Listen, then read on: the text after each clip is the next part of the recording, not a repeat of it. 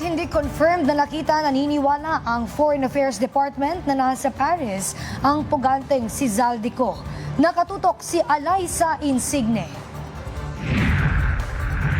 Kahit na wala pang physical sighting, sinabi ng Department of Foreign Affairs na nasa Paris, France nga si former Congressman Zaldico. There's no information yet.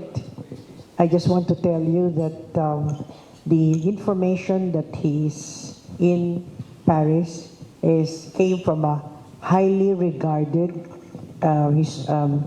diplomatic source, which I cannot reveal because that is said to us in confidence.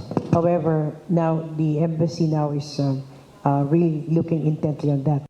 Sinabi rin ng DFA na sensitibong pag-usapan ng asylum na sinasabing hinihingi ni Ko mula sa Europe. Pero hindi titigil ang Pilipinas hanggang mapauwi ang dating mambabatas na naaayon sa batas. Asylum seekers, asylum issues is just a very sensitive matter for Europe because it is EU regulations and they're this is their regulation. So, but rest assured that we are doing everything within the confines of the law.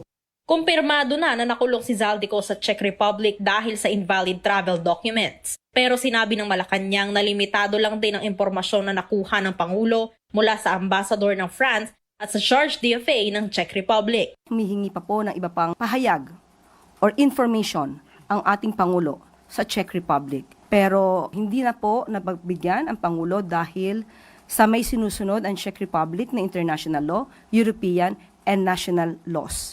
Hindi pa rin kontento ang Pangulo sa mga impormasyon na ibinigay ng dalawang bansa. Kaya naman hihingi pa siya ng tulong para sa karagdagang impormasyon tungkol kay Ko. Tiniyak ng Czech Republic na makikipag-ugnayan sila ng hindi lumalabag sa kanilang batas. Wanted si former Ako Bicol Party List sa kasong graft dahil sa flood control project anomaly sa Oriental Mindoro. Alaysa Insigne, IBC News.